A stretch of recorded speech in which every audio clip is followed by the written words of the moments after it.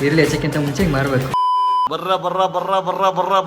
ದೋಸ್ತಿಗೆ ಅನ್ನ ಮಾಡ್ತೀಯ ನೋಡ್ರಿ. ಬೇರೆ ಮಾಡೋ ಅನ್ನಕ್ಕೂ ನೀನ್ ಮಾಡೋ ಅನ್ನಕ್ಕೆ ಏನೋ ಸ್ಪೆಷಲ್. ಎಷ್ಟಾಯ್ತಂದ್ರೆ ಇದು 100 ml 200 ml ಅಕ್ಕಿ ನೀಟಾಗಿ ಸ್ವಲ್ಪ ಉಜ್ಜಿ ತೊಳೆದು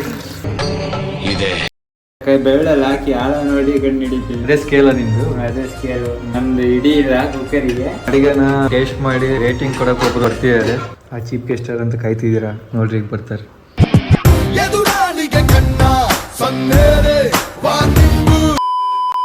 ಅಡಿಗೆ ಎಲ್ಲ ರಿವ್ಯೂ ಮಾಡೋ ಚೀಫ್ ಗೆಸ್ಟ್ ಇದೆ.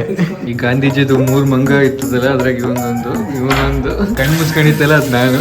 ಈರುಳ್ಳಿ ಹೆಚ್ಚಕ್ಕಿಂತ ಮುಂಚೆ ಹಿಂಗ್ ಮಾಡ್ಬೇಕು. ಈರುಳ್ಳಿ ಹೆಂಗ್ ಕೊಯ್ತಾನಂದ್ರೆ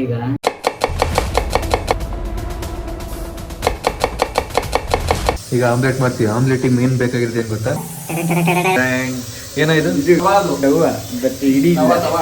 ಆಮ್ಲೆಟಿಗೆ ಬೇಕಾಗಿರೋದು ಫಸ್ಟ್ ಇಂಗ್ರೀಡಿಯೆಂಟ್ಸ್ ಅಂದ್ರೆ ಮೊಟ್ಟೆ.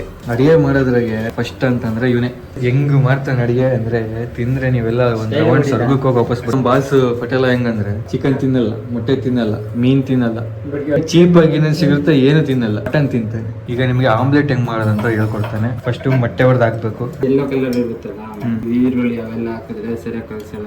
ಅದಕ್ಕೆ ಈಗ ಮಿಕ್ಸ್ ಮಾಡ್ಕೋಬೇಕು. ನಮ್ಮ ಬಾಸಿನ ಡಿಫ್ರೆಂಟ್ ಮಿಕ್ಸ್ ಮಾಡ್ತಾನಂತೆ. ಕುಡಿಯೋ ಮುಂಚೆ ಅಲ್ಲಾಡ್ಸು.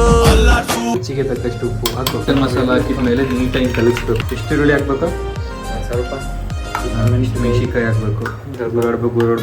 ಗುರುಡ್ಬೇಕು. ಚಿಕನ್ ತಿನ್ನಲ್ಲ ಅಂದ್ರೆ ಆಮ್ಲೆಟ್ ಮಾಡ್ತಾನೆ. ಹೆಂಗ್ ಮಾಡ್ತಾನೆ ಅಂತ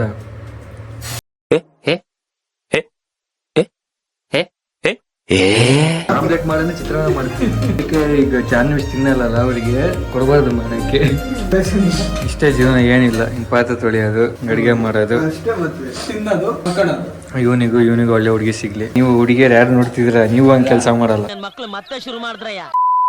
ಒಂದು ಆಮ್ಲೆಟ್ ಆಗೈತೆ, ತಿನ್ನಿಸ್ತೀನಿ.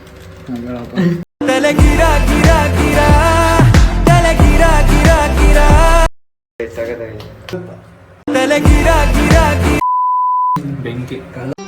ಮತ್ತೆ ಭೇಟಿಯಾಗೋಣ. ನಮಸ್ಕಾರ.